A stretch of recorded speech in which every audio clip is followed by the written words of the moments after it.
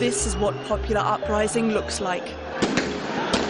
In Tunisia, street protests continued right across the country, forcing several ministers from the old regime to resign from their posts. After watching events in Tunisia, something has been unleashed in these Egyptians. Wael Ghanim's speech was the highlight of the day. He's become the first national symbol of their revolution, a very modern revolutionary, a marketing manager for Google who helped instigate the uprising with his Facebook page. And here comes the internet, BlackBerry, SMS.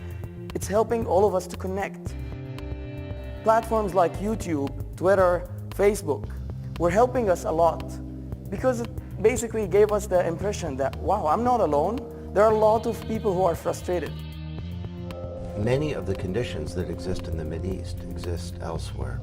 Big demographic, at their fingertips, powerful tools for organizing, and they're coming into a situation they don't like. Unemployment in Tunisia was 35%. Youth unemployment is 40%. In Spain, it's 30% in the UK. The general view public have about business has probably never been at a lower ebb than it is today, as a result of issues over banking impropriety, mis-selling, taxation, all the things that the general consumer in tough times feels businesses get away with, exacerbate their concern over the way in which businesses behave today.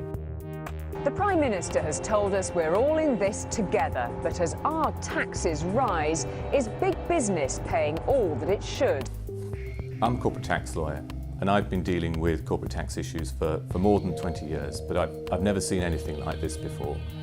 Corporate tax has moved from being on the business pages to the front pages of the newspapers, and the real issue is that the perception is that business is not making its proper contribution to the costs of society.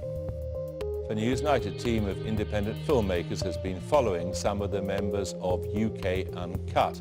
They've been targeting high street stores over the amount of tax they pay, and yesterday there were around 30 demonstrations across the country. The protesters in UK Uncut are focusing just on the corporation tax line. That's about 45 to 48 billion of a total tax take of in excess of 500 billion. And business contributes a large part of that through VAT, business rates, employers' national insurance contributions. And that's before you get on to the people that they employ and the tax that they pay, national insurance contributions and income tax. But the problem for business is that that's not taken into account in the court of public opinion. Pay your tax! Pay your tax! Pay your tax! Pay your tax! It's fair to say that in my previous incarnations at ICI and Cadbury, I've learned how to deal with crises. In the last few years, you've seen them come from all different places, bubbling up all over the place. I would argue it's no longer enough for investor relations teams to purely be looking at their small stakeholder group outside the business, focusing on their issues. You need to be plugged into the broader consumer agenda as well as the financial agenda within your organisation to understand what could be happening around you that can come along and influence your role as a financial communications specialist.